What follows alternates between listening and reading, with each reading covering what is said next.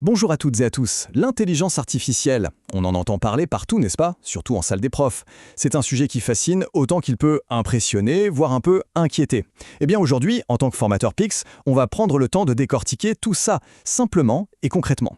Voilà la question qu'on se pose tous, je crois. L'IA s'immisce dans notre quotidien, et donc, forcément, elle entre dans nos salles de classe. La question n'est plus de savoir si on doit en parler, mais plutôt comment s'y prendre pour donner à nos élèves, et puis à nous aussi, les clés pour la comprendre et bien s'en servir. Et la bonne nouvelle, c'est qu'on n'est pas seul face à ce défi. Justement, Pix, notre service public pour les compétences numériques, a mis en place tout un référentiel sur l'IA. C'est un peu notre boussole, une base vraiment solide et institutionnelle pour nous guider. Allez, on rentre dans le vif du sujet. La toute première étape, avant même de penser à utiliser ou à critiquer l'IA, c'est tout simplement de comprendre. Pas de panique, pas besoin d'être ingénieur. L'idée, c'est juste de saisir les grands principes qui se cachent derrière. Au cœur de quasiment toutes les IA qu'on connaît, il y a un concept clé, l'apprentissage automatique. On dit aussi machine learning. Il faut vraiment oublier l'image du vieux programme qui suit une liste d'instructions. Non. Ici, la machine apprend par elle-même à partir d'une quantité absolument gigantesque de données.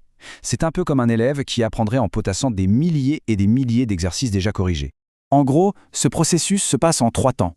D'abord, il y a la phase d'entraînement. On donne à manger au modèle des tonnes de données. Ensuite, l'ajustement. À l'intérieur, le modèle va chercher des liens, des points communs, des motifs. Et enfin, vient l'étape la plus importante, la généralisation.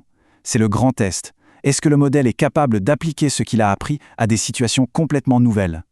Et pour apprendre, il y a schématiquement 2 grandes approches. D'un côté, l'apprentissage supervisé.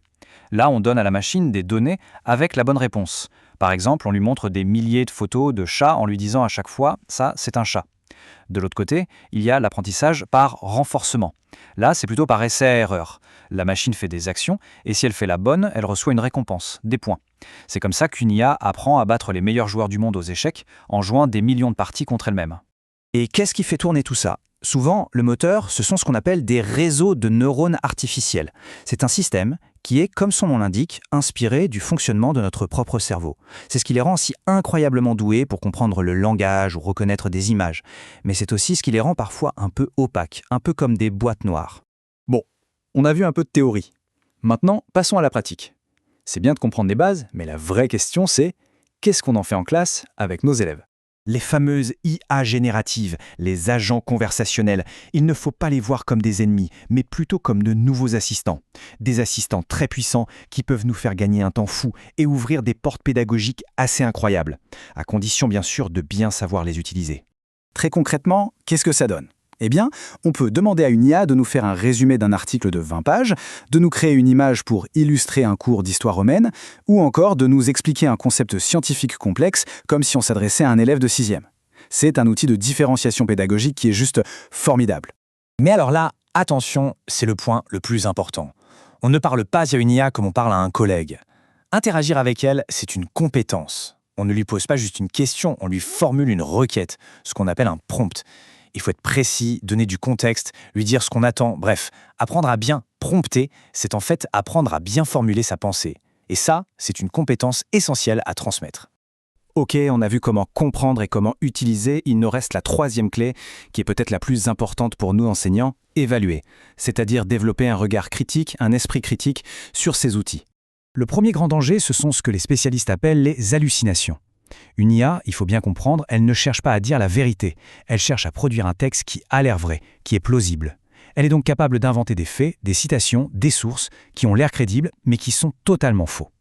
La règle d'or est donc simple, on ne fait jamais confiance aveuglement. On vérifie, toujours. Un autre phénomène très important, c'est la bulle de filtre, ou ce qu'on appelle aussi l'enfermement algorithmique. Sur les réseaux sociaux, sur les plateformes de vidéos, les algorithmes nous proposent des contenus en se basant sur ce qu'on a déjà aimé. Le risque, évidemment, c'est de nous enfermer petit à petit dans nos propres certitudes et de ne plus être exposés à des avis différents. C'est un énorme enjeu d'éducation aux médias et à l'information. Donc pour résumer, quels sont les réflexes à avoir ? 1. On vérifie les sources, toujours. 2. On ne partage jamais de données personnelles ou sensibles. 3. On garde en tête que l'IA peut reproduire les biais qui existent dans notre société.